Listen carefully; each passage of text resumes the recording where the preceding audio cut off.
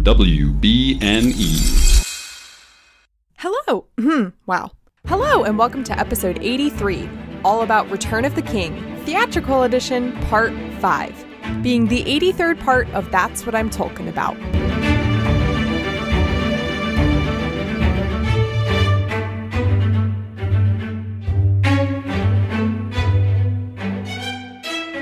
Hello, my name is Mary Clay. If that's too complicated for you, just call me MC. And today I'm joined by TikTok's resident obscure Lord of the Rings facts guy, Don Marshall. Welcome. Thank you for having me. Did I get your very official title correct? Of all of the titles that I've ever had in my life in any sort of professional capacity, obscure Lord of the Rings guy is both my favorite and the one that I go, wait, really? That's what I'm going for? That's it. Yeah, that's it. Yeah. Well, that is how we got connected originally. We were talking before we were recording how insane it is that like TikTok is just such a new thing for me, at least, because we're both around the same age group, so it's just a random platform. It really is. Like I'll give you just a brief idea of how insane this is for me. I made 12 videos in one day, all about the Lord of the Rings, and like not in like a gatekeeping way, just like oh, I find this interesting. Maybe others will too. And suddenly I woke up with, 10,000 followers the next morning after I had gone to sleep at 3 a.m. And it was probably one of the crazier days of my life.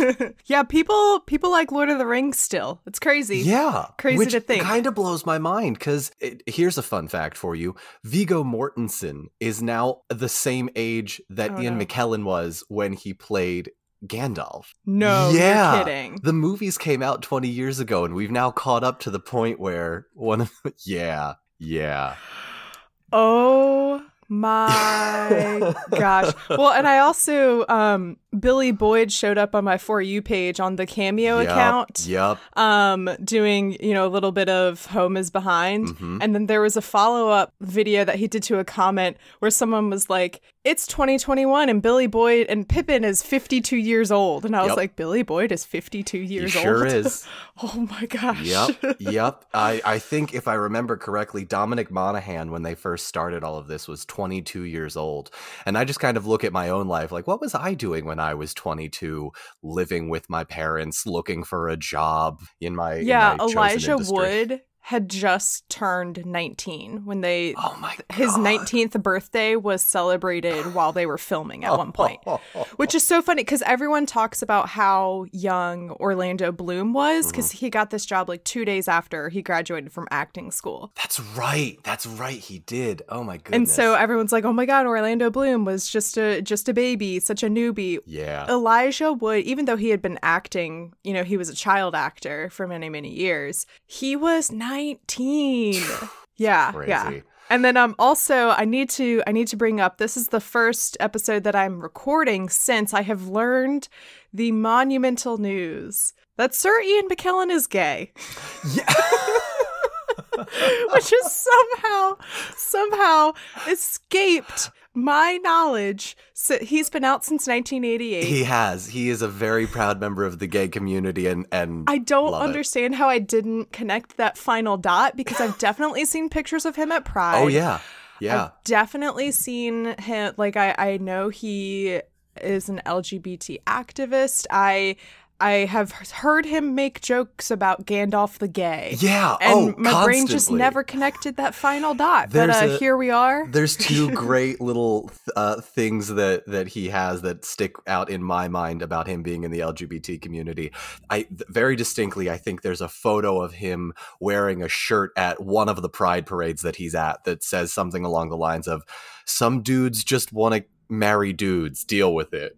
And I just think that's wonderful. How wonderful is it that the LGBT community has someone like Ian McKellen in their wheelhouse? I love it. Man, as much as I would love to just sit here and talk that's about another episode. Sir Ian McKellen. Yes. Yeah, we are here. Guys, this is it. This It's is the it. climax of Return of the King, of Lord of the Rings. I'm honored you would give this part to me because this is like, oh, it's such a good part of the movie. I was like, so I have been trying to figure out for I started covering the movies in October. I was like, who the heck do I have on well, I'm for honored. the climax where they destroyed the ring? I was like, Stephen Colbert? Like, That's the dream. That's the dream. You know what? I'll make a deal with you. If either of us get Stephen Colbert's attention, we direct them to, oh yeah, and I have this other partner who I'm working with. And so, okay, cool. okay, So good. yeah. We're on the same page. Yeah. Perfect. Yeah, and so the thing that swayed me to be like, okay, I need to connect with this guy. Because at first I was like, he does these very intense details in Lord of the Rings on TikTok. And I don't know like what his sense of humor or anything is like. What swayed me to be like, oh, I think he would have fun. I think we would have a fun time talking. Is your response to the ring butthole theory. Oh no. Oh no, you're gonna okay. And just the fact that you responded to that, I was like, okay, cool. He's game to have fun and Can joke I make around. a disclaimer on that one really quickly?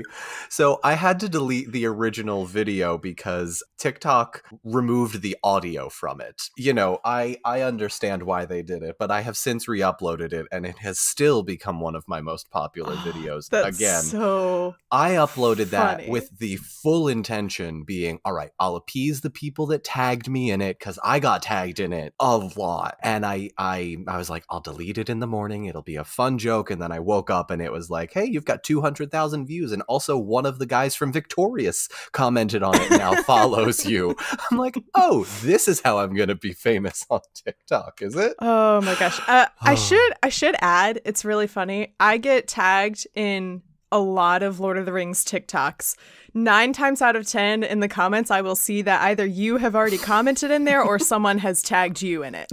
I love being like a part of the Lord of the Rings community on here because this podcast is what I love about the fact that my childhood didn't have. I wanted Lord of the Rings like friends to talk about it with, but all I had was my sister and my mom because that's how I got into this. Sorry, I don't know if this is like one of your questions. Oh wait, yeah, that's actually a question I usually ask my guest and I totally forgot about it. Yeah, tell me about how did you get into Lord of the Rings, and do you have any, also since we're here talking about the movies, do you have any specific memories associated with watching the movies? So many.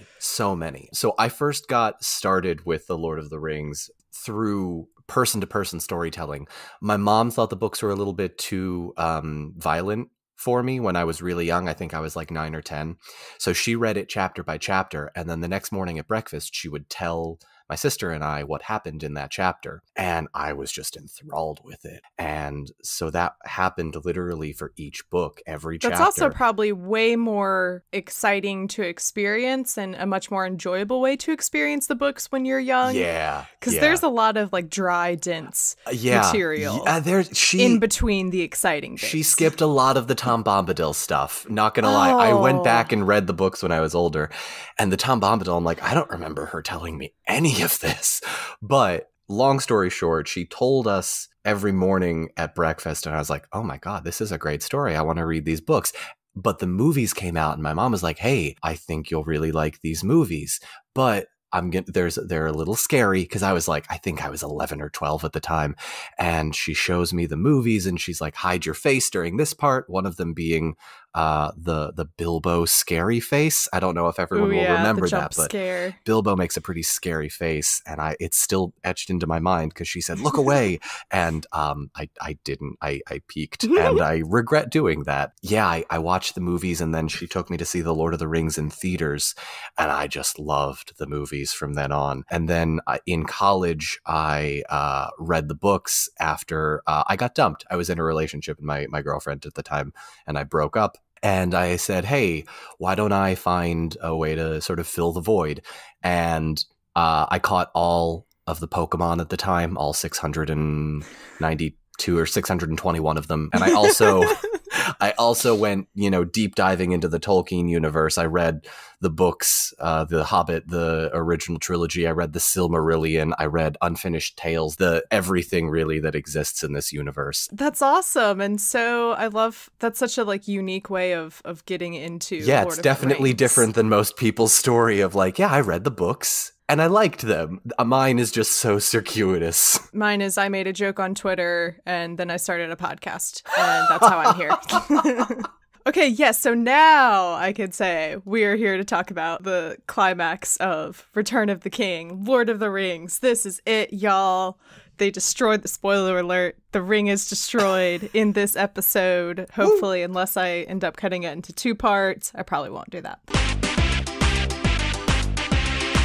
Frodo wakes up in the Tower of Cirith Ungol and is blessedly not naked. Super conveniently, the orcs start killing each other, making it much easier for Sam to go save his lover and or best friend. The jury's still out on that one. Frodo despairs that he no longer has the ring and it's all over, but plot twist, Sam took it from Frodo before he got taken by the orcs. After briefly contemplating if he should use the ring to plant a bunch of gardens, Sam gives the ring back to Frodo. Frodo apologizes to Sam for treating him like trash, and they make up for like the 4th time in this trilogy, and the final act of this mission quest thing can continue as Frodo and Sam make their way toward Mount Doom. In Minas Tirith, Aragorn, Gandalf, and company are trying to decide how they can best help Frodo. Never mind our friends that were injured in the Battle of Pelennor Fields or almost burned alive by their fathers, we just have to hope they make a full recovery. Aragorn comes up with a plan to distract Sauron at the Black Gates in order for Frodo and Sam to go unnoticed in Mordor. Certainty of death? Small chance of success? What are we waiting for? Off they go with the fearless half-ponytail Aragorn leading them. Arriving at the Black Gates like 1 hour later, despite the fact that it's at least a 2 weeks journey from Gondor, the Eye of Sauron diverts his attention away from Frodo and Sam as he focuses on the army planning to fight in the north. Aragorn rallies the troops with a much better speech than Theoden's, and they charge into action for Frodo. Sam's there too, you know. Speaking of which, Frodo is being dramatic AF as he and Sam travel to Mount Doom. He spills water everywhere, faints like a marionette puppet, and can't recall the taste of food, nor the sound of water, nor the touch of grass. A rush of energy surges through Sam, and just like Stanley and Zero in the movie Holes, Sam carries Frodo up the mountain to break Madame Zeroni's curse,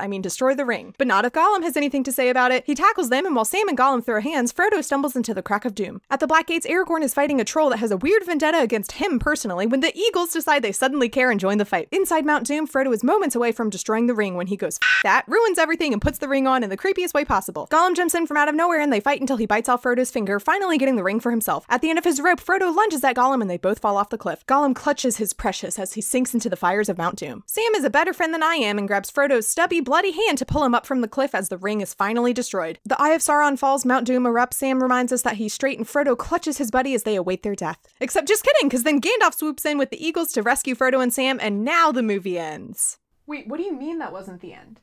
They had 2 fade-outs. How was that not the end? We open up with Frodo waking up in the Tower of Cirith Ungol. I'm very relieved to see that he is not naked here, because in the book he is naked. Yeah. I think Peter Jackson made a great decision with that one. Yeah. Good call, buddy. Good call. Yep. It's crazy to think that this is officially where Sam and Frodo's story in Return of the King book starts. Yeah, that is, I think, something that people who only see the movies don't realize. Like, the Two Towers is like a Sam Frodo centric thing. We see a lot of Sam and Frodo in that. Mm-hmm. And I love that. I love the interweaving. I know Tolkien originally wanted this to be 6 books or 1 large volume, but I love what Peter Jackson did, kind of interweaving the 2 stories together with Frodo and Sam, and then Aragorn and company. But a lot of the more toxic parts of the fan base is like, it's not true to the original books. And most times I'm like, shut up. It doesn't matter. It's a different medium. Just deal with it. Yeah, it's definitely the story. It's so much better when you can cut back and forth, because Frodo and Sam's stuff is just, which I'll talk about when they're like climbing up the mountain too and like going through Mordor. It's just terrible to read. Mm-hmm. And I could not imagine if they had done Two Towers the way that they did Two Towers book, which is you would just have an hour and a half of Aragorn, Legolas, and Gimli, and Merry and Pippin and Treebeard, and then you would have an hour and a half of Frodo, Sam, and Gollum. It doesn't work. It would be terrible. I'm glad they did it this way. I have been very critical, however, that I don't like the way that Two Towers movie was structured, because there's a lot of the way that they structured it. So much of Two Towers book content got pushed into Return of the King movie, and so because of that, there's a lot of Return of the King book stuff that doesn't make it into the movie. Yeah, or at least the theatrical edition, I should say. So I've been very critical of like the way that Two Towers and Return of the King have been structured. However, I did just realize that the things from maybe like, okay, we're in Two Towers. Yes. Chapter 5, maybe onward of Sam and Frodo's story. Maybe like the last third of Two Towers of Sam and Frodo's story. All of that is happening at the same time that the first half of Return of the King is happening. Yes. Those things are all happening simultaneously because when we, oh my God, the timelines. Because when we open up with Frodo in the Tower of Cirith Ungol. Kirith. Sorry, yes, I know you made a joke about that last podcast. I know that no one has corrected me. Thank you for correcting me. It's just that like by the time Frodo wakes up in the book, they are already, you know, they're at the Black Gates. The timelines are converging now at this point. So like it is all a mess. And Tolkien, God bless him, great writer, not great at like pacing things. No, not at. Listen, when you spend, I will say this: I absolutely love The Fellowship of the Ring. I think it is my favorite book. But he spends, in terms of like audiobook time, the Council of Elrond audiobook portion is like 45 minutes long of just solid exposition. It's nonsense. It's rough. Now, don't get me wrong. I love that sort of thing. Like, I eat that for breakfast. But it's hard to translate that from a movie wise. Also, and just from a visual perspective, because oddly enough, this is the first time I've watched The Lord of the Rings since the whole TikTok thing happened. I am always amazed at the prosthetics of the orcs and the set design of Cirith Ungol. Like the amount of work and detail that went into just like this very small part is phenomenal. I love it so much. Also, like, speaking of details that, well, I guess we wouldn't have noticed before anyway, because Frodo's had his clothes on. You see the scars on his body. You see where he was stabbed before. Yeah. And then have now noticed, you see around his neck, the skin is like rubbed raw. I love that. From where he's been wearing the ring. And it's like the physical manifestation of the weight that the ring has been pulling on him. Yeah. And later on in this section, you see, after he gets the ring back, you see that like it's actually cut into his skin and he's bleeding as they're moving closer to Mount Doom. That's one of my favorite parts that I don't think gets enough credit for it, because you have to have some sort of, it's very difficult visually to explain, like, here's this object, it's affecting me mentally, right? Like, unless you do some sort of like physical representation of it, it's hard to translate. Now that weight, the everything around his neck is just, the makeup and prosthetics are fantastic. I love that they did that. I feel the need to mention, since we're talking about the ring itself, the sound effects of when Sam pulls the ring out of the pocket and there's just that, so good. So good. Also, that was an amazing impression. Thank you. I used to be a theater kid and a speech and debate kid. So whenever I was competing in my speech and debate, I had to learn how to make the sound effects. So like, I know the hi, I'm home. Like, that's the door. And then I do the heartbeat and any I'm just a weird combination of sound effects and facts inside my head. I think we're all weird combinations of a variety of things. Mine just happened to be sound effects. I like it. Frodo wakes up. There are orcs behind him going through his clothes, and they start fighting, as orcs naturally do. I will say what I miss in the movies from what we get in the books, where we have these moments where Sam and Frodo overhear the orcs talking, and it's very much like casual, like, water cooler talk at an office. And it's so funny. Peter Jackson, I think, did a good job getting the like evil of the orcs, but not necessarily like, you got to remember, there's a whole orc like culture. We don't know much about it, but like they're like, yeah, did you hear about that one Nazgul? The lady stabbed him in the face. It's one of those things that like I always forget about, like, oh, right, they live there. They have, like, normal conversations that aren't just about the evil of the world. Yeah. Of course, that would have just added more runtime to an already long movie. I'm all right with it. So release the 6-hour cut, Peter. And we see Frodo despairing a bit because he realizes that he no longer has the ring and he believes that they have taken it. And then we see Sam approaching the tower from the outside, and it's very triumphant, and Sam's like, all right, time to go save my boy. And he walks in, and luckily, most of the work has been done for him by the orcs just killing each other. Maybe that's a little bit of convenience on Tolkien's part, but that's exactly what would have happened any other time. I will say, though, I would have been like, oh, that was just Tolkien writing it to be convenient, that like, oh, the orcs turn on each other or whatever. But he sets that up, that this is a very common thing. Oh, yeah. Oh, this happens all consistently. Of the other books. Like, the Mordor and the Isengard orcs fight each other, the Isengard and the Isengard orcs fight each other. It's a whole ranking thing. So pretty much all of the orcs except for 3 have been killed by each other, and Sam scares them off for a bit with a shadow of himself. And that's the best part, I think, of like that whole scene, is that like sometimes what you see is not always what it actually is, and like people take the hobbits sort of at face value, like, oh hey, 3.5 foot tall being, I have nothing to worry about from you. And then it's the shadow, and it's like, whoa, very scary. And then, you know, Sam kicks some butt. I love it. Yeah, he kills these 3 orcs and says, that one's for Frodo, and that's for the Shire, and that's for my old gaffer. I love that part. I love this moment because it's Sam like being fed up now with what the Ring and Mordor and this incredibly like dark quest has done to his life, and he's like, I'm done. And he is overcome with rage to go save his boyfriend. Oh, are we gonna talk about that part of it too? Because listen, I've read the fan fiction, maybe not as much as most people, but it exists. We're gonna make so many toxic fanboys angry. Oh no, it's fine. I've already scared them all off. Excellent. They're all gone by now. We do not need that kind of negativity.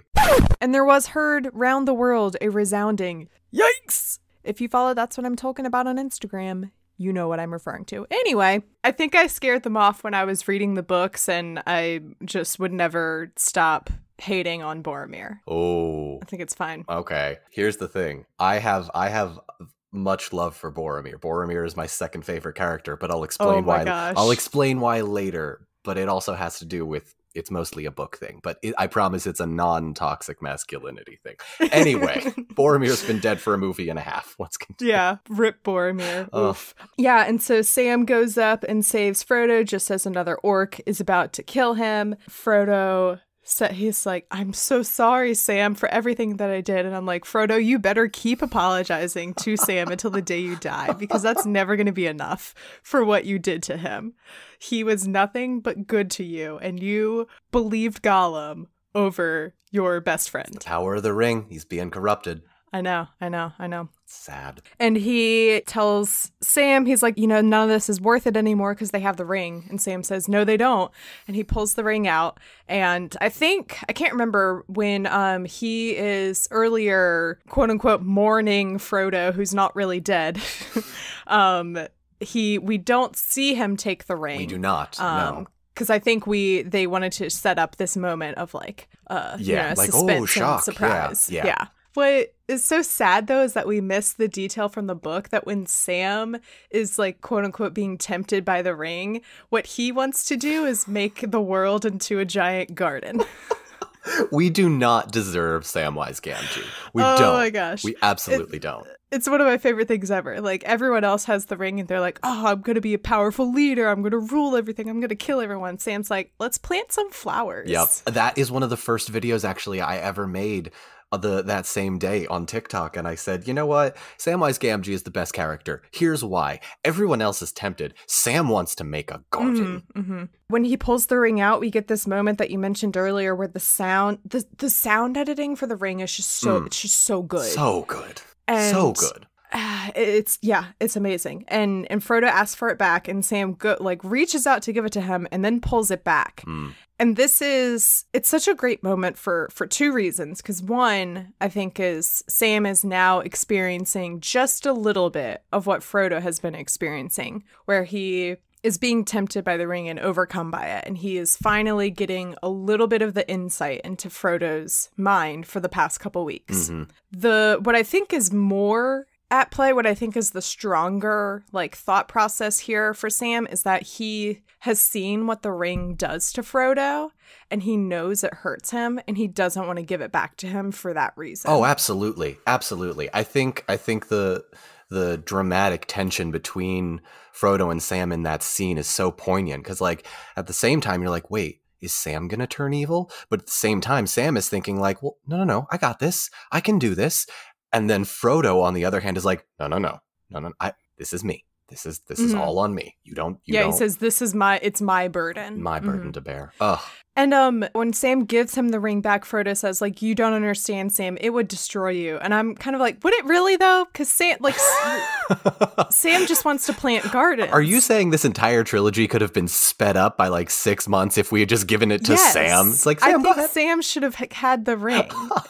100%. I still stand by the fact that they should have just traded the ring off between hobbits so that like the Horcrux in Harry Potter. Yeah, like the Horcrux in Harry Potter. Yes, exactly. They should have just traded it off between hobbits, and sure, that might have gotten more complicated when Merry and Pippin get separated. Oh God. But I think it would have, because I think it would have been better for them to be sharing the burden rather than it just absolutely destroying Frodo. You know what? That's interesting. I would love someone write a fan fiction about that. Do you have any fan fiction listeners? I don't know. I haven't even see, here's the thing is a part of me wants to do like an episode or two to talk about the fan fiction. Mm-hmm. Another part of me never wants to dive into that category. Because I'm afraid of what I might find. As someone who has looked but not necessarily delved, there's a lot. Just fair warning. Wade cautiously. Oh, no. Anyway. Frodo has the ring. They go to take off. They have disguised themselves. They're wearing orc clothes, and it's like, oh, look at these little tiny orcs, these little baby orcs. and I love that because like there are smaller orcs, right? Like hobbits are like 3.5, 4 feet tall. There are orcs that are 4.5, 5 feet ish, but they're still so baggy on them. I love the visual of them just like. That's my sound effect. And they see that across the, I don't know, like field or desert or whatever, between them and Mount Doom, there's just thousands of orcs. And Frodo's like, there's no way we can do this. I think this is the first time you see Sauron, like the Eye of Sauron doing his like spotlight effect. I think I've always been very, I love Elijah Wood and I think he did a wonderful job, but the way he delivers the line, the eye, always didn't quite sit well with me. I was like, he has some questionable. He has many questionable moments in this movie. Yeah. So, and and Frodo's like, there's no way we can do this. And Sam, God bless him, is like, it's okay, Frodo. Let's get to the bottom of this hill. Mm-hmm. Everyone needs a Sam in their life. Very true. To be like, I know this task is daunting and it feels like we can't do it, but let's just start. Yep. Let's just do this one bit at a time and we'll see how it goes. Make it down the hill. We go back to everyone at Minas Tirith after the battle is over, and we have completely skipped everything for the Houses of the Healing. Is Eowyn alive? I don't know. Is Faramir alive? I don't know. I guess we'll have to find out later. An extended edition, I'm hoping. But we've completely cut out all of the things where we catch up on some of our characters who have been either mortally wounded or killed. Yeah, that is one of the things that the theatrical version does kind of gloss over, I'll say. But, in the interest of it not being a 6-hour movie, I think Peter Jackson made some and decisions. Also, I understand why it is because it would like completely ruin any momentum that they're building of like, we just had this huge battle and then now we're showing everyone like gearing up and planning and getting ready for like the battle, the final moment. Which oh my gosh, let's talk about this for a second as a book movie difference. The books, they take their time. They take it's like 2 weeks. Yeah, they're like, hey, we should probably go to Mordor. Yeah, okay, cool. Let's gather our troops and let some people heal and get everything together. How long does it take to get to Mordor? And I understand why Peter Jackson did it, but I have always loved the idea of like, well, we're in Minas Tirith and we're in Mordor. Boom, here we go. Yeah, now we're here. Here we go. I should also mention, I don't think I brought it up in the previous episode, but I should mention the lack of one of my I say favorite characters. I don't know. I appreciated him very much. Prince Imrahil in the Oh, book. yes. It's not in the movies. I just liked his presence in the books because he's very chill. He's very calm, cool, and collected. Yep. And like, there's this one moment in the Houses of the Healing chapter where they're all trying to it's like Aragorn, Éomer, and Imrahil are trying to be like, okay, so like we all agree that Aragorn, you're not going to be king yet because that we don't want to like rock the boat. Yep. So like and everyone's like, Gandalf is in charge, right? And they're like, yeah, I guess Gandalf is in charge. Yeah, Okay, cool. As yeah. he should be. There's also, I can't look this up right away because I don't know. So there is some thought, I don't know how much credence there is. I think Prince Imrahil is the guy with the long blonde hair that says, long has he foreseen this doom in the Return of the... is he? I think that it could be him. I don't know if he actually gets any credit, but maybe that's him. Either way, I love Imrahil. I think he is one of like the smarter side characters that just kind of pops up and is like, hey, Aragorn, we should probably do this, and this. Yeah. And Aragorn's like, yes, I agree with you, absolutely. Mm-hmm. They're just a great dream team, all of them. And it's like, this is what happens when all of your old leaders die out or get killed. Yup. Or burn themselves alive, you know? Yep. Oh, also, there's this one shot of Éomer and Legolas standing next to each other, and it makes me laugh every time. I noticed that. Éomer is just built. Yep. He is like a building. And then Legolas is this like tiny little waif of an elf standing next to him. And that is probably the most striking like difference, because Aragorn himself is a very physically strong person, but Carl Urban and Orlando Bloom could not be more different physically. I love it. It just makes me laugh every single time. Yeah. And anyway, yeah, so they're talking about Frodo and whether or not this is still going to work out, what's happening. Gandalf says that he can feel the darkness is deepening. Aragorn says if Sauron had the ring, we would know it by now because we'd all be dead, which he's right. Yes. Yep. Gandalf has this moment where he says, I've sent him to his death.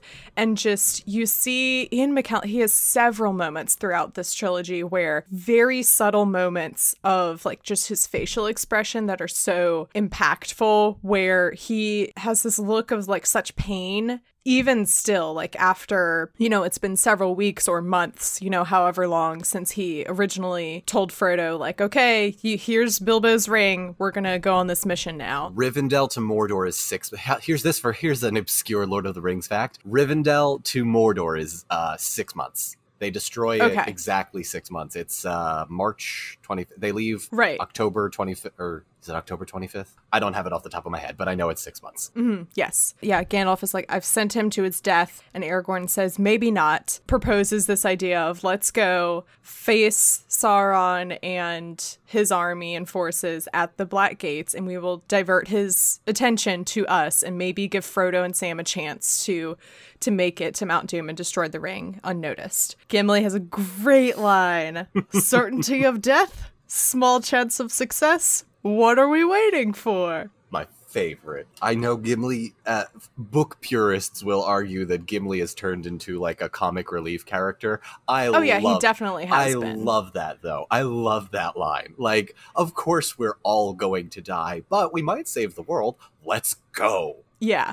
However, I would argue though that like, this is a comedic moment. I think this is a very on-brand statement for a dwarf. Absolutely. Yeah. Yeah, like, once again, just talking, like, book Gimli versus movie Gimli, they've really reversed Legolas and Gimli from the book to the movies, because Legolas is a lot more lighter in the books, and then played by Orlando Bloom and those very, like, sultry eyes and eyebrows.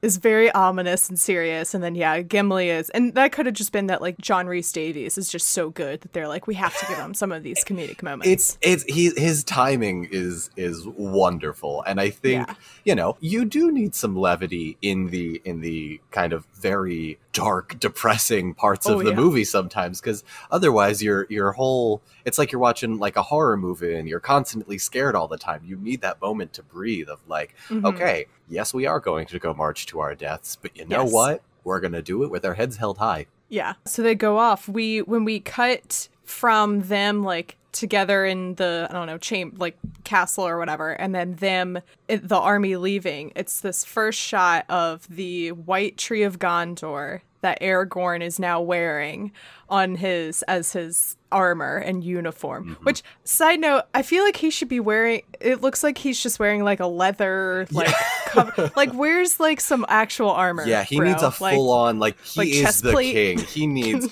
full on, like we shouldn't be able to see any of his body. He needs to protect Aragorn at all costs. Yeah, what's up with that? But anyway, yeah, it's a very big moment because now we are seeing him, you know, like he essentially is the king now. It's his final form. The only thing left to do is the formality of like the actual ceremony. Yep. We have one of my favorite iterations of Aragorn, which is half ponytail Aragorn. He gets his hair pulled back. And I don't know if this is an unpopular opinion because it's generally known that Aragorn looks better when he is dirty than when he is clean. However, I love him with the half pony. I just love it. It's beautiful.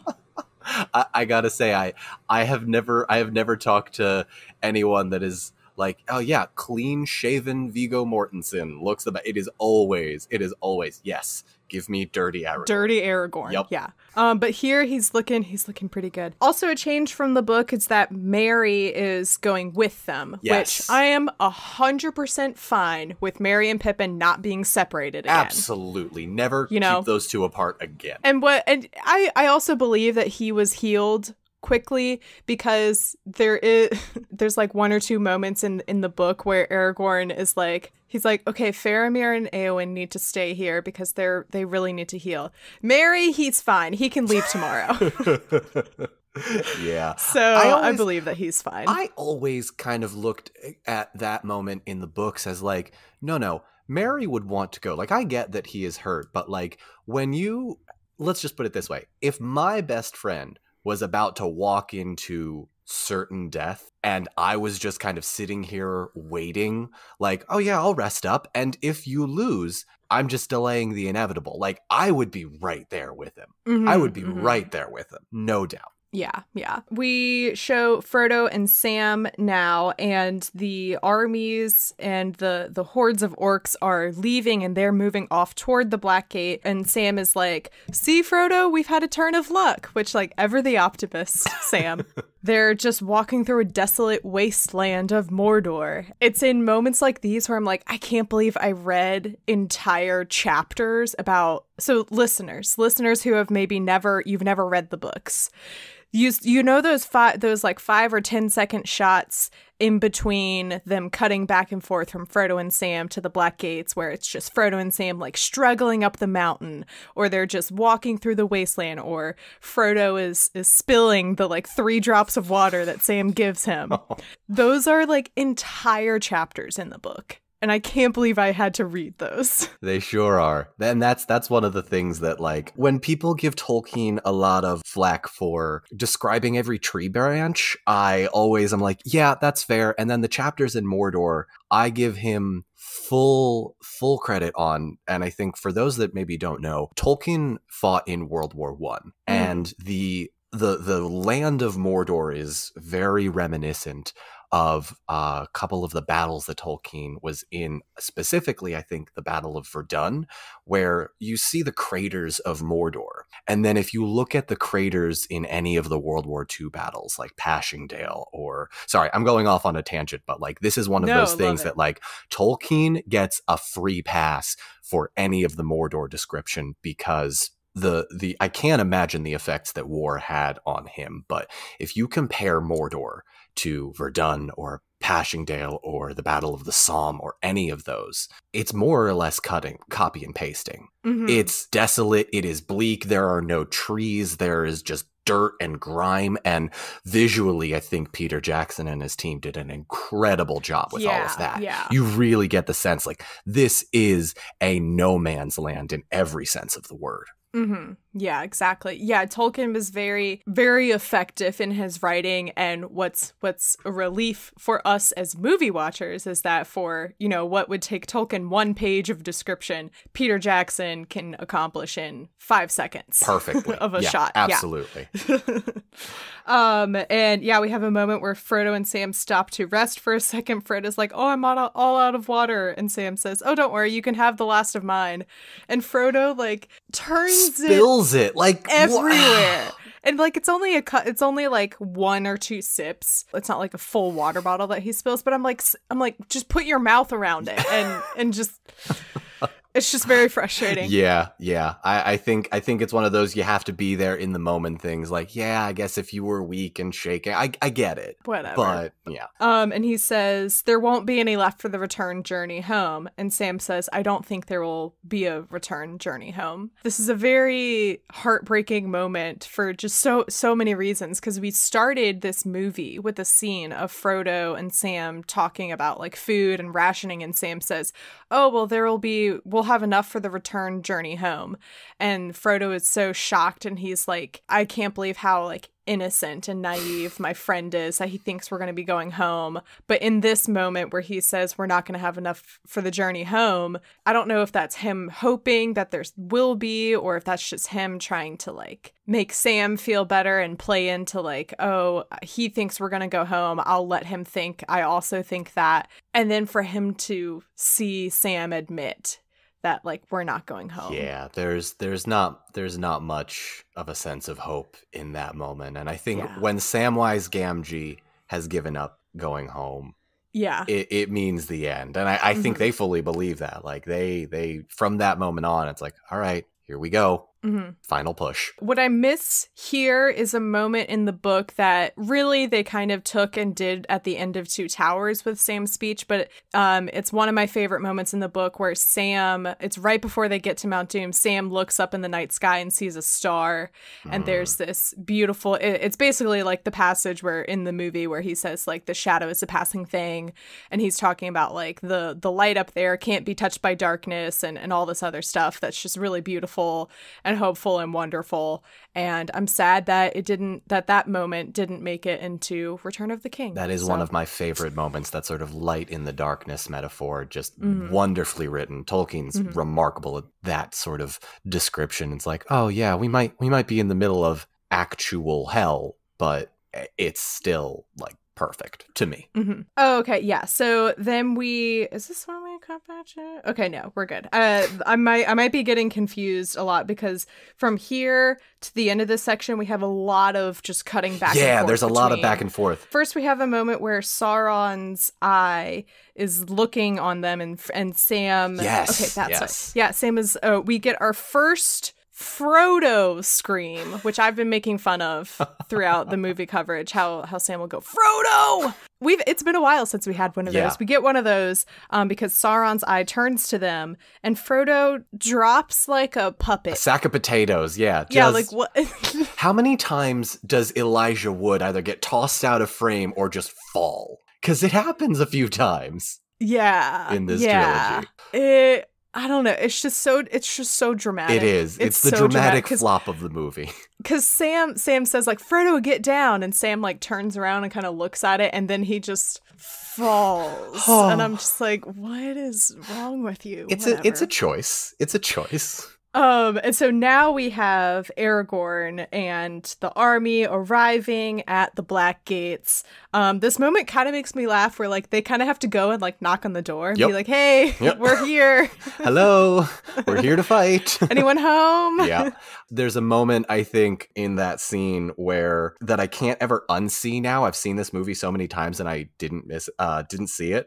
But I wonder if you're going to say what I'm thinking. Is it Pippin's stunt double? Oh, I can't ever unsee it now. So there's this, so they go up to talk to the Black Gates and be like, we're here. And there's the shot behind Aragorn right before he says fall back, where you can very clearly see that sitting in front of Gandalf, it is not Billy Boyd. Nope. It is not even remotely close. His stunt double. Yeah, I don't know if they forgot to put the face in or they couldn't do it digitally or what, but that is... Or if they thought he was like going to be out of the shot. I don't know. Yeah.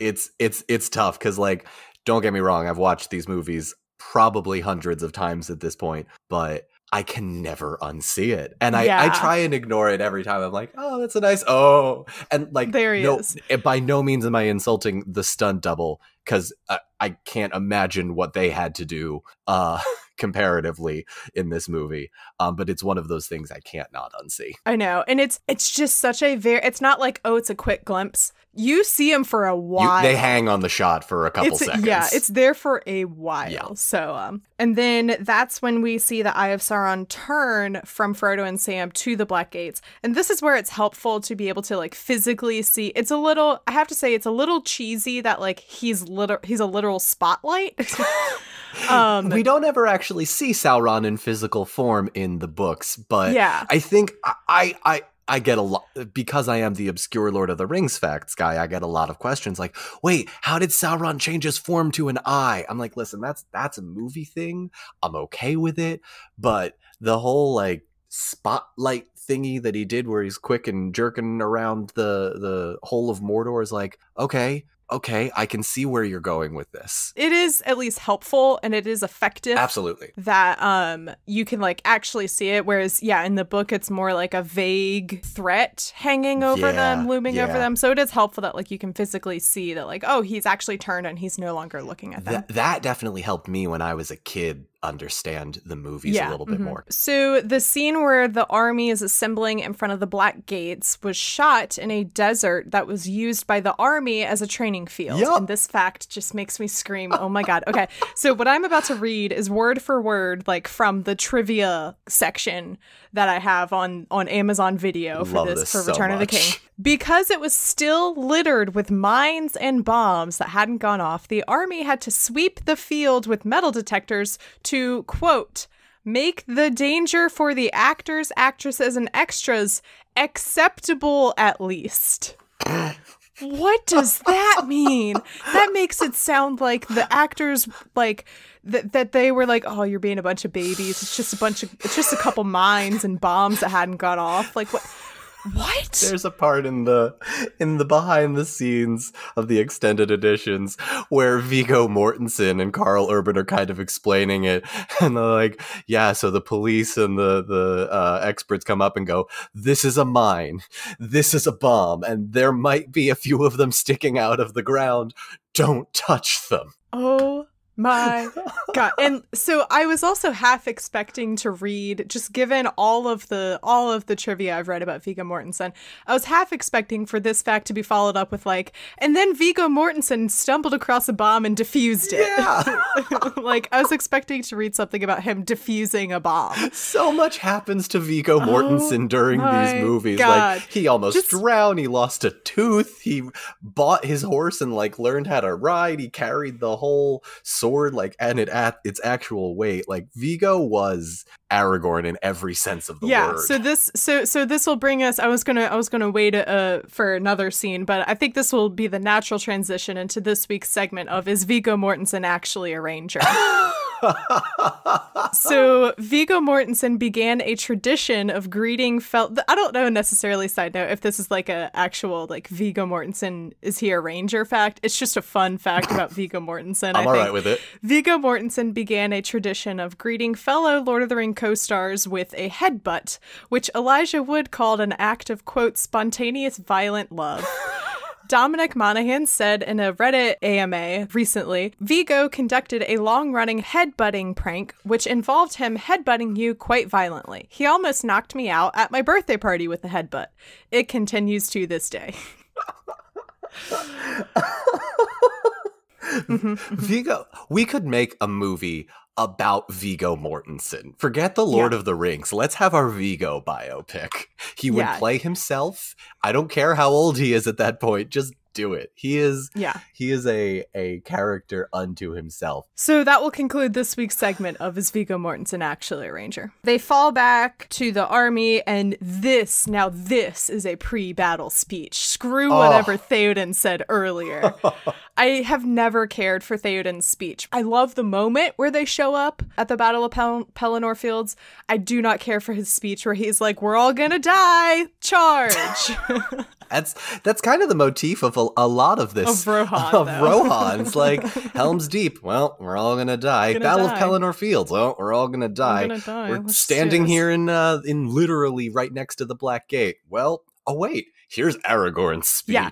And this is where we just see what a good king, Aragorn is. Yep.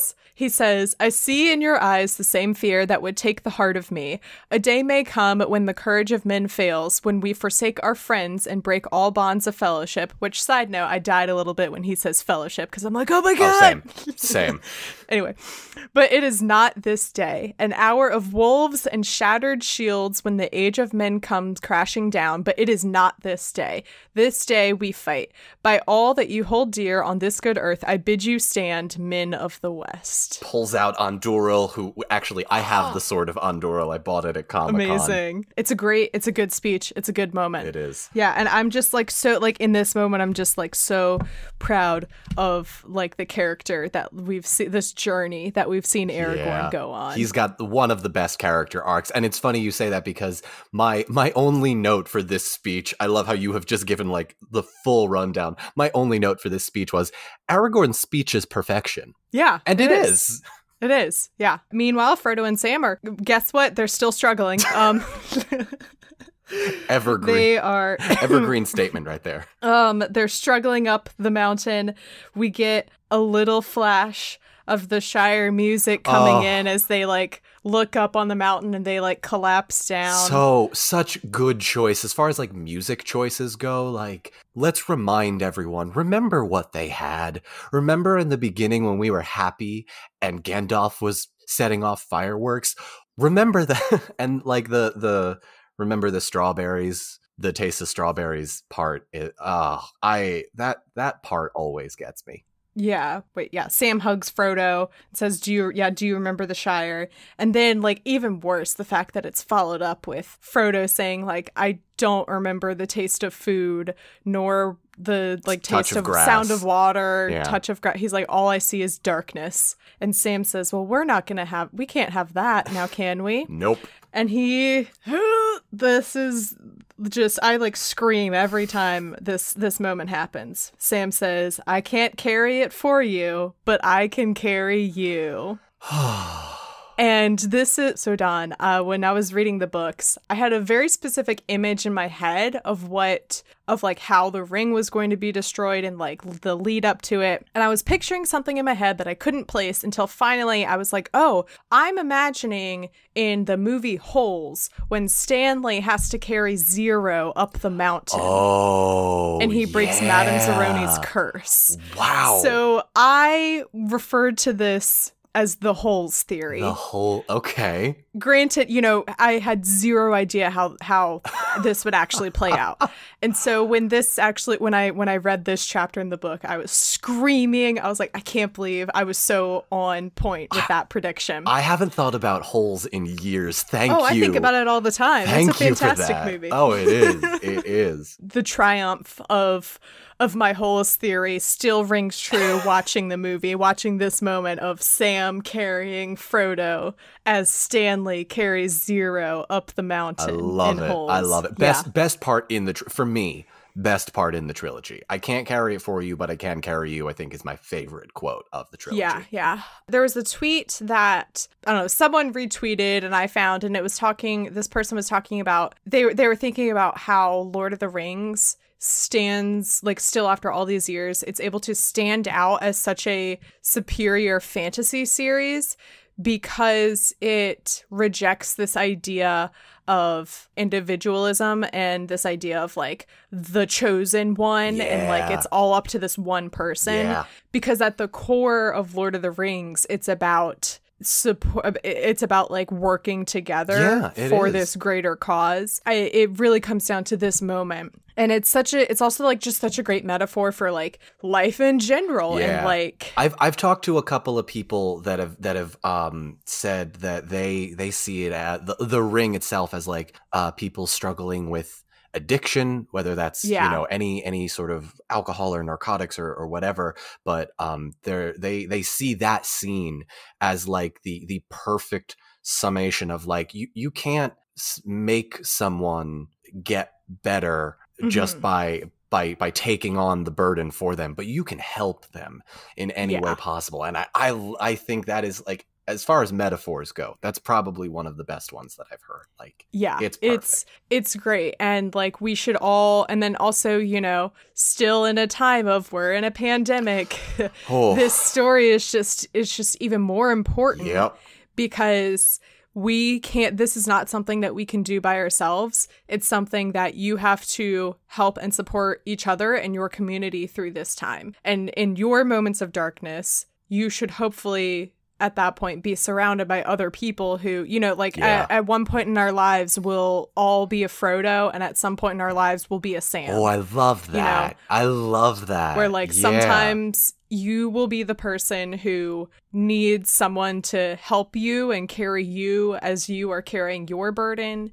And then hopefully there will come a time in your life when you can repay that for someone else. Oh, I love that so much. Absolutely. Yeah. Also, wear a mask, everybody, please. Yeah, wear a mask. Get vaccinated. Yes, please. It's fine. Oh. Back at the Black Gates, we have Sauron's army has surrounded. It's not even like Rohan and Gondor. It's just like everyone who's alive at this point. Yeah.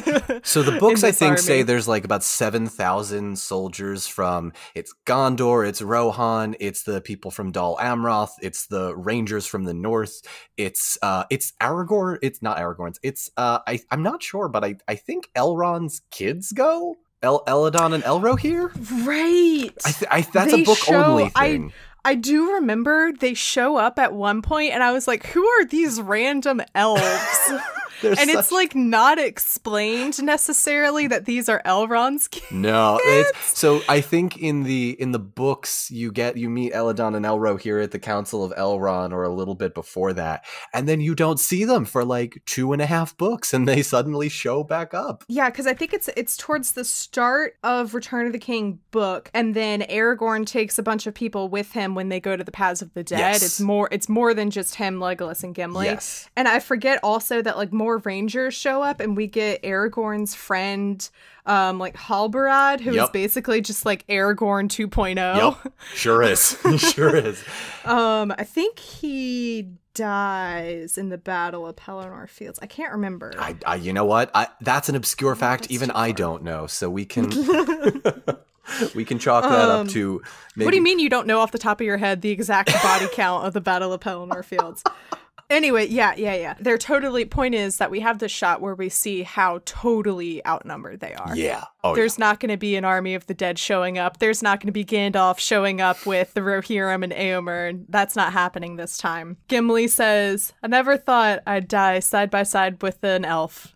And Legolas says, "How about side by side with a friend?" Ugh. And Gimli says, I can do that. The best of I love that part so much, because when you think about it at its core, The Lord of the Rings is about a bunch of races the movies at least are about a bunch of different people from different races coming together and fighting against evil. And like, I love that the friendship of Gimli and Legolas is so like, shall I describe it to you, or would you like me to find you a box from the previous movie, is like the perfect sort of like segue into this.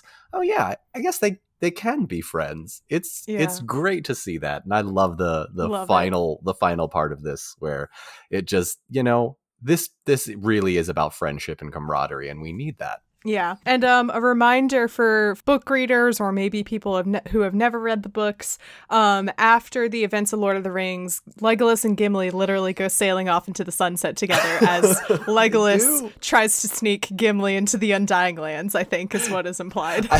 I don't know if it was sneak necessarily, but it was definitely like, I'm just imagining, this is my headcanon, and I'm sure fan fiction of this exists, that Legolas goes with Gimli on a ship, and it's just the two of them, and they're like, yeah, no, we'll go. And then all of a sudden they show up on the island of Tol Eressëa, which is where here's another obscure Lord of the Rings fact. That's the first island you'll see if you sail to the Undying Lands. There's an island called Tol Eressëa, and I'm just imagining Galadriel and her husband being there, and Gimli's like, oh my god, I'm gonna get to see her again. And Celeborn is just like glancing over at his wife like, are we allowing this? Is this happening? And it's a dwarf. Yeah.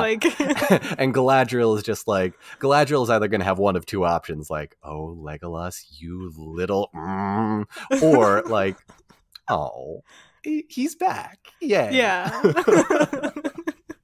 There's a brief, actually, so before this happens, there's this one shot where it's right before the eyes start speaking to Aragorn. There's this one shot where behind Aragorn, Oh, yep. I don't know what Orlando Bloom is doing, but it looks like he's trying to lean out of the shot. So I think I can probably explain this having watched the... Let me explain. So the original plan for that scene was that Sauron was going to like come out in physical form, and Aragorn was going to fight him.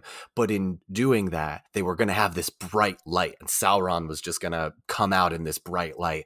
And I think they just kind of got rid of the light and didn't do reshoots. So is that him like squinting? That is Orlando Bloom like squinting and backing away from the light. I kind of wish they had reshot that. But I'm also 100% should have. It's so awkward looking. Maybe you can only shoot in a minefield and that's full of bombs for so long. So they're just like, you know what, just leave it. It's fine. It's fine. But yeah, that is the reason why. Yeah. So what you were talking about how they had a different plan for the battle. First let me say, so yeah, there's this moment where the Eye of Sauron speaks to Aragorn, and he says like, Aragorn, Elisar, and there's this brief moment where Aragorn steps forward and he drops his sword, and it's a moment of like, is he gonna turn to... I mean, there wasn't a doubt in my mind that like, oh, he was gonna go, like, oh, he's gonna turn on us, he's gonna go dark or whatever. But there is a brief moment where you're like, what's he thinking? What's he doing? And you see everyone behind him is also thinking that. And then he turns around and says, with his hair flowing beautifully in the wind, I should add, he says, for Frodo, and charges forward. Oh, it's such a good scene. And then we get... the fellowship theme comes in again, and then Merry and Pippin charge forward before anyone else. I love that. That is, I see. This is just the rest of this podcast is just going to be me gushing because being like, everything going forward is just absolutely perfect. Oh, the Hobbits running before anyone else, I think, speaks volumes to Peter Jackson's direction and some of the choices that he made. And you might not agree with everything, but if Merry and Pippin aren't the first ones charging into that, then anything else was the wrong decision. I love it. Yeah. Then everyone else charges. And I wrote down, so it begins again. There's a lot of moments from like from Helm's Deep onward through like the end of Return of the King where it's a lot of like, and so it begins sort of again. So, but like, this is definitely it. Like, this is it. This is the final fight for humanity. What we were kind of mentioning earlier, so there were originally plans for Aragorn to be fighting a physical manifestation of Sauron one-on-one outside the Black Gates. This was ultimately decided that they would go a different direction because they thought it wasn't with like Tolkien's original plans and ideas and everything, and also that it would distract too much from Frodo and Sam's plotline. But they decided to keep the footage and just reuse it. So this scene where Aragorn is looking at the Eye of Sauron and he is like stepping forward. This was originally supposed to be him approaching an image of Sauron in his original elvish-like appearance. Anatar, yeah. I should also add, at the time that we're recording this, Amazon Prime, whatever, just released like a quote-unquote official like synopsis of the Amazon Prime series. I should say it's a load of hooey. They wrote so many words for like 2 paragraphs where they essentially said nothing about the series. They're like, they'll fight darkness they've never seen before, and they'll go from Mordor to God. And I'm like, okay, you haven't told me anything about the show. I have it in my notes, actually, if you want me to read the load of hoopla. Great powers were forged, kingdoms rose to glory and fell to ruin, and unlikely heroes are tested. Hope hung by the finest of threads, and the greatest villain that ever flowed from Tolkien's pen threatened to cover all the world in darkness. Like, been there, done that. Like, that's beautiful. But yeah, so we now have like official confirmation that the series will be taking place thousands of years before The Hobbit starts taking place. So, and it sounds like we're going to see the rise of Sauron. So we might get to see this physical manifestation of what Sauron looked like. Hashtag simping for Sauron. That's a thing I introduced, and I think a lot, like, the character of Sauron, I'm on a tangent now, but the character of Sauron must be the most beautiful of actors or actresses. I was going to say, isn't he supposed to be hot? Yeah. Hot Sauron is going to be a thing. Yeah, so this was supposed to be this moment of Aragorn approaching the Eye of Sauron was supposed to be him approaching the actual physical form of Sauron, and then the charge that he does, for Frodo, and which like it's really fun. There have been a lot of memes of like he says for Frodo and turns around and runs, and then like no one else runs, and it's just him charging by himself. Guys, come on, get over here. This was supposed to take him into a heated sword fight with the real armor-clad Sauron, and then in this battle that ensues, we have Aragorn has this like very intense, it's very random, but like after learning this fact, I'm like, okay, that totally checks out. That makes way more sense.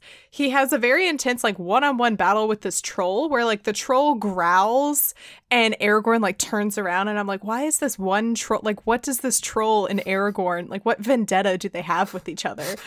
And they're like fighting one-on-one. This was supposed to be Sauron, and they digitally added the troll over the stuntman. So I'm like, okay, that makes a lot more sense.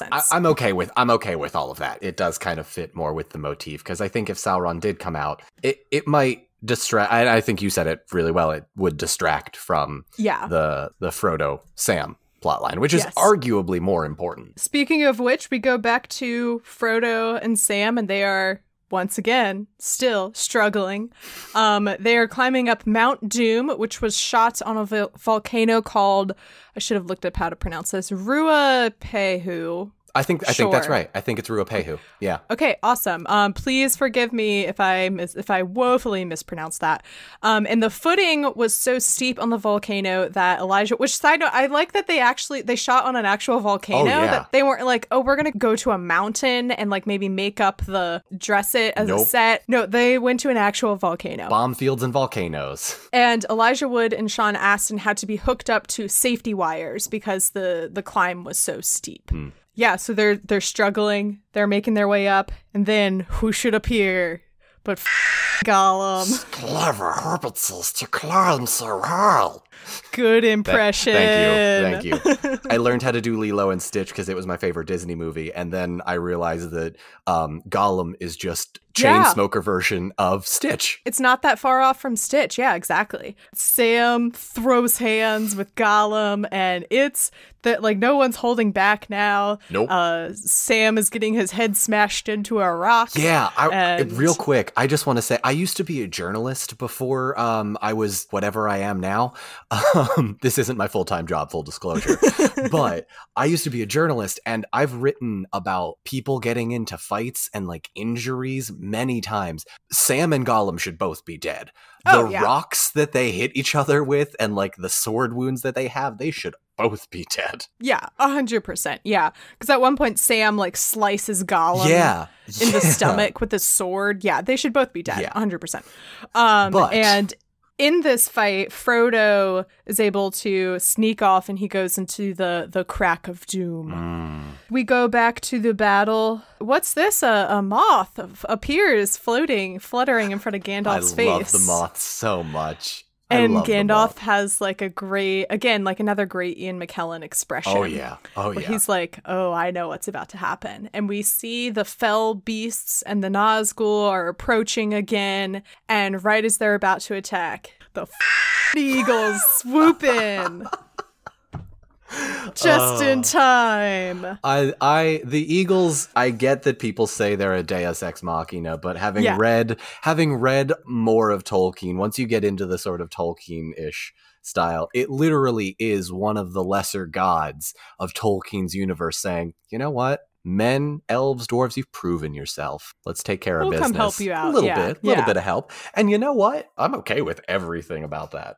I'm okay with the Eagles are coming is one of my favorite lines too. Yes, Pippin. Yeah, Pippin says the Eagles are coming. This is a much sadder. It's a much more heartbreaking moment in the chapter. Yeah, because Pippin is not with Merry, and it's like as Pippin he's like fading out, and he's almost dying, and he hears in the distance voices shouting, "The Eagles are here! The Eagles are coming!" There's this like paragraph where he's thinking of Merry and the Shire, and if you listen to the audiobook, audiobook, or at least the version I listened to, it like interspersed the Shire music under this like narration where he's thinking about Mary What and his version dying are you moments. listening to? It was the Phil Dragish version. I'll have to check that out. I haven't, because I listened to the Robert Inglis ones because that man's voice puts me to sleep faster than anything. I was going to say Phil Dragish is the superior audiobook for Lord of the Rings. I am happy to send you a link to it. Please, yeah, I'd love to check that out. However, I will add the disclaimer that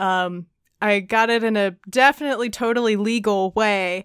So therefore there's a couple moments where like it wasn't edited properly and I'll catch like mistakes. You were a little Jack Sparrowish, as you will. Yeah, exactly. Oh, which actually, that's talking about that shot earlier of Orlando Bloom and Legolas squinting. It almost looks like in one of the Pirates movies where he does an impression of Jack Sparrow. Oh, and he does the little yeah, he's like so that's the recent when it's the sea turtle scene. Yeah. Reason's got nothing to do with it, Will. Oh my god. I love it. Anyway. Yeah, the eagles swoop in just in time. All right. We go back to Sam and Frodo, and Frodo is standing above the crack of doom, and Sam says like, what are you waiting for? Do it. And he takes the ring out, and this is such an icon. I'm gonna say this like 3 more times in the next scene, but this is such an iconic shot of him, Frodo, dangling the ring, and like the fire and lightning is like flashing on his face. Beautifully shot, and you see so many things crossing his mind, and you see the slow turn where he eventually turns around and says like, he's like, you know what, I changed my mind. I don't think I'm going to destroy this thing at all. And that's kind of the thing that I think a lot of people fail to realize is that when Gandalf is like, okay, I guess the hobbits are a little bit stronger than elves or men or dwarves when it comes to this thing. I guess we just better see if we can get the ring to Rivendell at the very least. And then when Frodo says he'll take it, Gandalf's like, yeah, okay, great. What I think a lot of people fail to realize is that Gandalf's plan was just like, well, men are useless in this, elves are useless, but hobbits, maybe. But like, no, he didn't know if Frodo was going to be able to do it. He like had Gandalf not fallen in Moria to the Balrog, and like if Gandalf had gone with him to the Crack of Doom, I think Gandalf's plan was just like, all right, we're at the Crack of Doom. I don't know if I'm going to have to like push this hobbit over, if he's going to give it up willingly. Like there's a whole lot of what if scenarios that could be in fan fiction, y'all.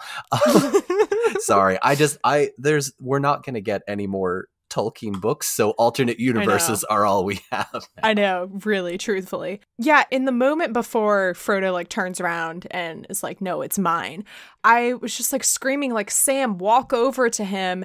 And because there are tons of moments earlier in the movie or in the other movies where you see Sam like hold Frodo's hand or like stop him from using the ring or something. There's a lot of moments where Sam interferes with the ring's like corruption on Frodo, and I'm just like screaming, and I'm like, Sam, just go over and like hold his hand or like stop him or like rip it out of his hand and throw it over, like do whatever. And this will bring us to what you have now like taken off with on TikTok, which is Yeet Isildur. Oh no. Which is my I also posed this question, I think, when whenever like 5 years ago at this point, when I was telling me that, and I'm sorry, I didn't even know you made that video. No. But like I've just push him over. Just push him over. Like just push. So anyway, so for people who don't follow Dot on TikTok, he like posed the question of like, would you push your friend over to destroy the most evil ring in all of humanity? And I'm like, yes, like, yeah, just push. Why didn't Elrond push Isildur over when he had the chance? And I think also that's what Elrond regrets later on when he sees what happens, is he realizes what he should have done. and didn't do anything. I'll tell you a very, very weird thing that happened to me the other day. But someone on the internet referred to me not as the obscure Lord of the Rings facts guy, but, oh, is that the Yeet Isildur guy? Yeah. And if this is my legacy, I'm like, okay. Yeah. And so now Don has created like a whole line of merch that just says Yeet Isildur, which I pronounce it in my head as Yeet Sildur. There's a lot of people that do that, actually, and I think there's a few people that want to get tattoos of it too. Oh my god, that's wild. Yeah. So anyway, so I'm not advocating for Sam to push Frodo over here, but like, no. Again, it's definitely like paralleling, what happened, absolutely, thousands of years ago. And then we have another classic derpy Elijah Wood acting moment where Sam is yelling like, no, and he's going to put the ring on. And I just hate this moment with every like fiber of my being of Frodo, like he's like smiling evilly and he goes to put the ring on his finger. And it's like weird, there's like innuendo in there too. It's very weird. Oh yeah. Oh, absolutely. Now, I don't know if you've seen this. I watched this scene where they basically took the scene, but they sped it up and Frodo does the putting the ring on really fast. When you watch it again, sort of out of context, it's like, oh, that happened so suddenly. Oh no. But the slow part, when you watch it, I get that it's trying to build dramatic tension, but having watched it 100 times, it's like, I'm a little uncomfortable with this now, but it's a choice. They made it. I'll live with it. It's a choice for sure. Yeah. Yes, I've also said that phrase a lot. Like, it was a choice. You chose something, and it was the wrong choice. I think. I don't know if any of your listeners are Dungeons and Dragons fans, but there's a great Dungeons and Dragons show called Critical Role where a bunch of voice actors play, and the dungeon master who basically runs the game. Whenever a player tries to do something, the dungeon master goes, "Well, you can certainly try." You can certainly try and do that thing. I don't know if it's going to work. We'll see what happens. So my thought on that is, well, you can certainly try that decision. You certainly made that choice, but is it going to work? Is that what you really want to go with, Elijah Wood? Exactly.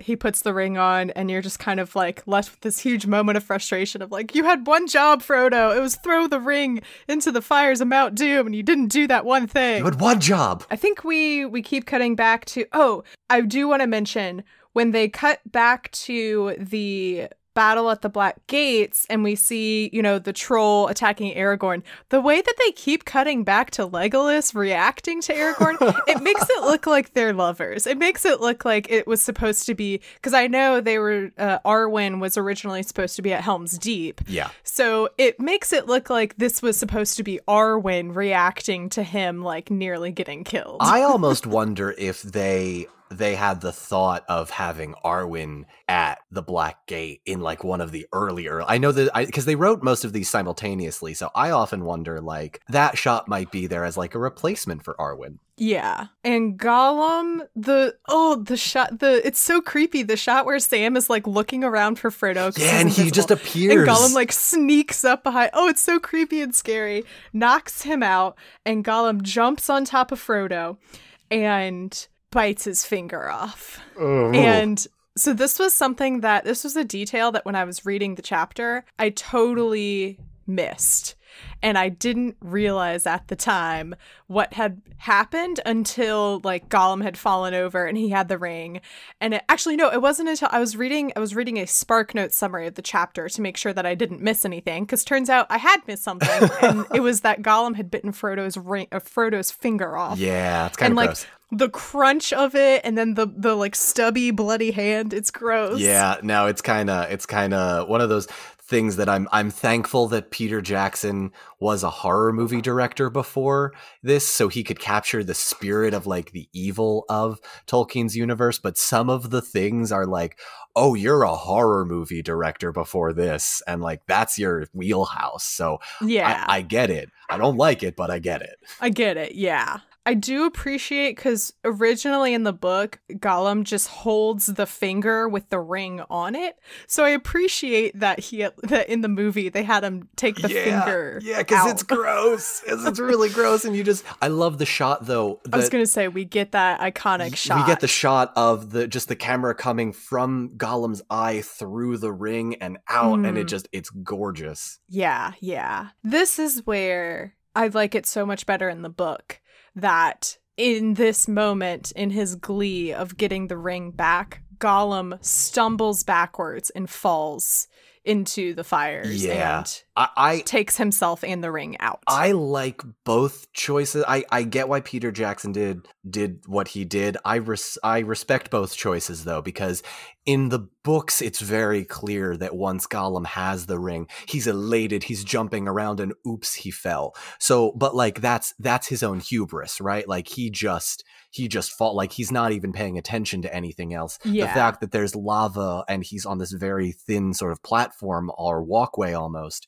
is so important. But I don't mind that Frodo has that sort of last final, like, you ruined my life, I needed that finger. Yeah. Actually, I want to read the passage from the book where Gollum falls over. But Gollum, dancing like a mad thing, held aloft the ring, a finger still thrust within its circle. Gross. It shone now as if verily it was wrought from living fire. Precious, precious, precious, Gollum cried. My precious, oh my precious.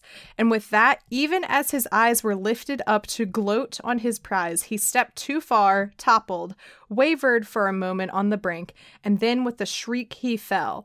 Out of the depths came his last wail, precious, and he was gone. And I personally just like that so much better, that like the ring was Gollum's undoing and Gollum was the undoing of the very thing that he coveted. Yeah. And I like that a lot better.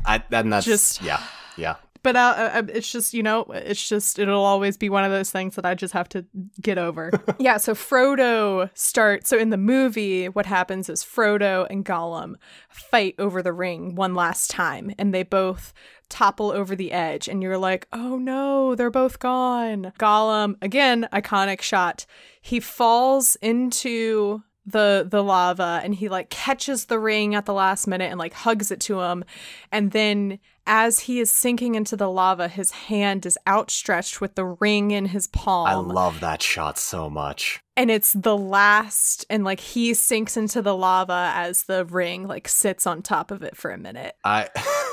Part of me was like, I can't believe Peter Jackson chose to do that. But the dramatic effect of like, oh my God, what if it doesn't fall? Yeah, this was kind of just a theory, we should add, that like, they were like, how do we destroy it? And they're like, the only way will be in Mordor, in the cracks of doom. And did anyone fact check that first? Like, are we sure? Yeah, are we sure that this will work? So it would be wild if it just like sat there and it didn't work.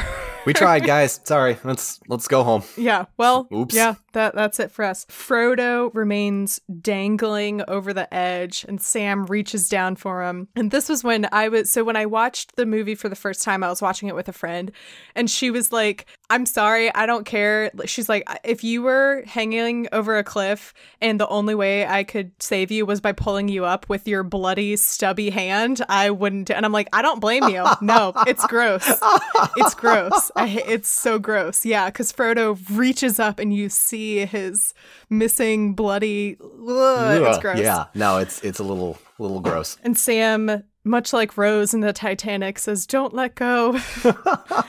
Sam's like, "Don't you let go, Mr. Frodo." And grabs him and pulls him up and saves him. This is as the ring has finally been engulfed and bubbled down into the lava. Finally. And we see the immediate reaction, and back at the Black Gates, all of the like orcs and trolls or whatever start fleeing, and everyone turns. It's just such a great moment. Everyone turns and looks towards Mount Doom and towards the Eye of Sauron. There's this moment, this like look of triumph, and they're like, oh my God, they did it. It happened. We did it.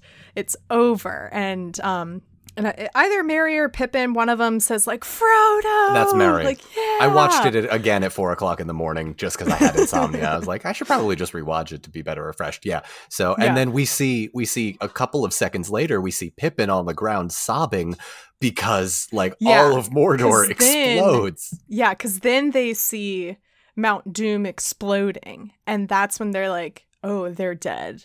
There's no way they survived that. Yeah. And just seeing that change of expression across all of them, of going from like, oh my God, they did it, it's over, to, oh my God, our friends are dead. Yep.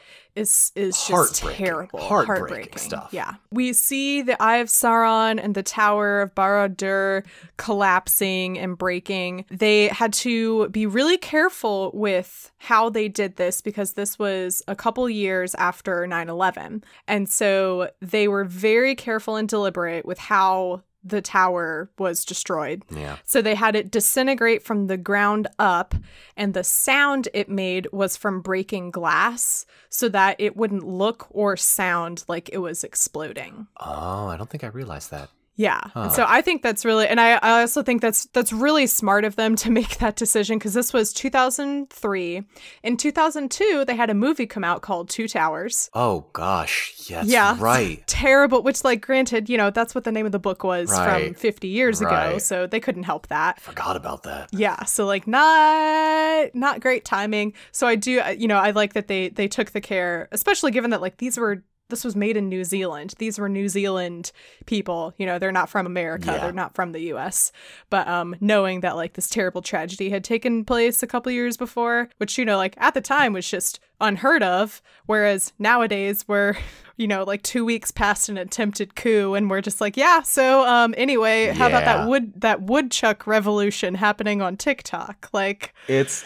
I will say, as a former journalist, this last year's news cycle, 2020, is every day is just a new ridiculous thing. Wild. Which is why I love the escapism of The Lord of the Rings. Yep, it's great. Yeah, we've all needed it. We all need it, yeah. And although I think the scene where Frodo and Sam are running out from the lava and jumping onto the rocks is like the ultimate summation of 2020 if we need to transition into the next part. Yes. Like, it's finished, it's gone, it's done. Like, that was my motto. I was gonna say, that's how I spent my New Year's Eve because I was alone and obviously we're still in a pandemic. So I didn't have any friends over. I didn't go hang out with any friends. And I was by myself. And I drank and I started Return of the King at just the right moment so that at midnight I would have Frodo saying, "It's over." Oh, that's awesome. It was fantastic. It was perfect. Oh, that is great. Yeah, it was great. That. They run out and Frodo stands up and says, "It's gone. It's done." And Sam says, "Yes, Mr. Frodo, it's over now." Frodo, they collapse down and kind of get to a rock where they're out of danger for the time being, but they both know they're going to die. And Frodo finally says, "I can see the Shire." And one of my favorite lines. And Gandalf's fireworks and the lights in the party tree. It's back. I can finally see it. And Sam says, just in case you're worried, like, are they gay? Are they lovers? He reminds us that he had a crush on this woman named Rosie Cotton. Yeah. How long were you queer baited in this trilogy as a young adult watching this? Yeah. And he remembers Rosie Cotton and says, if there was ever a woman I was going to marry, it would have been her. Yeah. Which, as random as this moment is, it is still less random than what happens in the book, which is that there is zero mention of Rosie Cotton until they all go back to the Shire. Literally, the first woman that Sam sees when they return to the Shire is Rosie Cotton. And Tolkien was like, all right, they're going to get married now. Yep. Love at first sight-ish. But also, they're going to move into Frodo's house. Yeah, so many people don't know that. As soon as Frodo leaves, Frodo's like, yeah, just take the house. You've got 13 kids. No, they live together before he leaves for the Undying Lands. That's right. They do move in together. And they were roommates. Oh my god, they were roommates. Anyway, yes. So they're thinking of the Shire and Rosie Cotton, and they lean together and Frodo says, "I'm glad you're here with me, Sam, at the end of all things." Ugh, my heart. We get a fade to black, a fade out. And we're like, oh, I guess that's the end of the movie. I guess Frodo and Sam die. That's so sad. But at least the ring was destroyed, so that's nice. Okay, that was a good ending. All right, time to stand. Oh, wait, no, we're back. Uh-oh.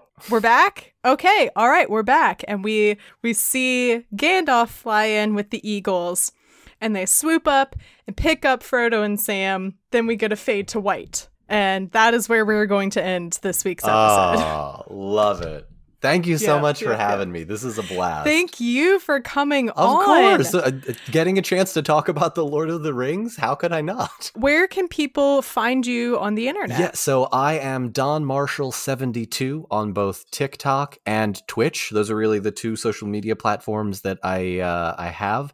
I did make screen names for Twitter and Instagram, but I never use them. I just want to make sure that nobody pretends to be me in the interim. So you can follow me there, but I'll never post anything for a while.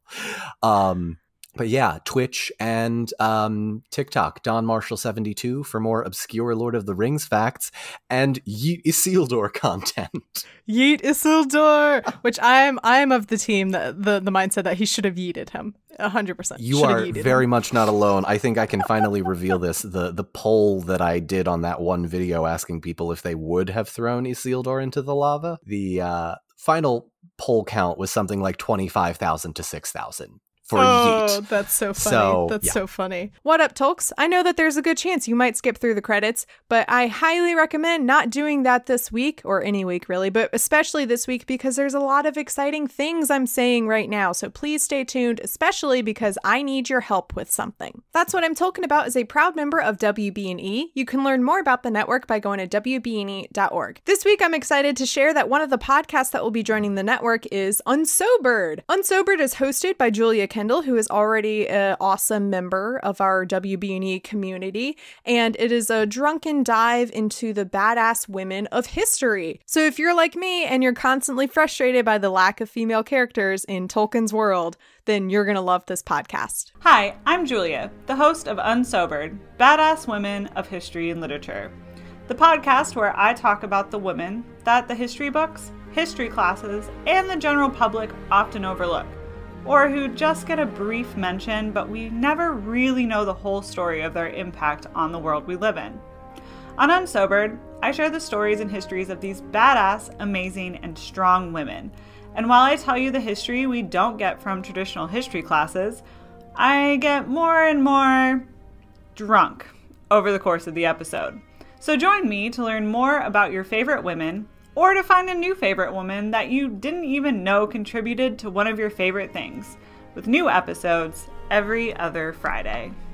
The cover art is by Graphite, aka Vaishon Brandon. You can support him on Instagram at graphite.vmb. You can find the podcast on Twitter and Instagram at TolkienAboutPod, and you can also join the Facebook group, which is linked in the description. You can find me on Twitter at MCWhat'sUp and Instagram at MCTurnDownForWhat. If you want to support the podcast, go to patreon.com/TolkienAboutPod, where you will find different tiers and perks, and one of those tiers is being a sponsor like Mayor. Mayor, thank you for your continued support of That's What I'm Talking About here at the end of all things. Listeners, start counting up the amount of times that I'm going to say here at the end of all things. Next week is the last episode of Return of the King. Theatrical edition, that is, because the week after that, I will be covering extended edition. Next week starts at 2 hours, 50 minutes, and 56 seconds and goes all the way to the actual end, not one of the fake out endings. So it picks up with Frodo waking up after destroying the ring, and it goes to the end with Sam going back to Rosie. Now, I mentioned earlier that I need your help with something. As you were listening to this, I'm actually getting ready to start reading The Hobbit, which is very exciting. If you're a newer listener, you might not know that I do Q&A bonus episodes when I'm shifting from one subject material to the other. So that means that I need you guys to submit your questions to me for a post Lord of the Rings movies and a pre-Hobbit book Q&A.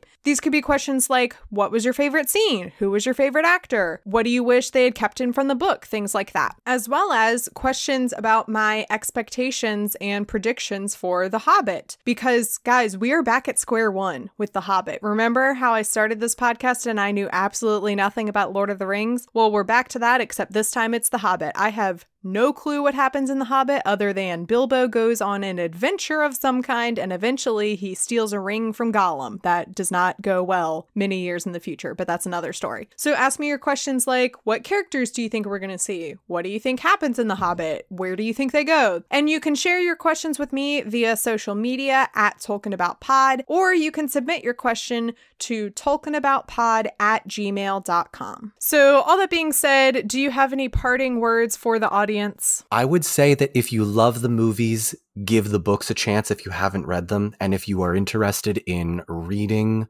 more about Tolkien's universe, I will recommend it to anyone. The Silmarillion is like the next step in all of this. It explains everything in the First and Second Age. And, here's another thing. Read the Appendices.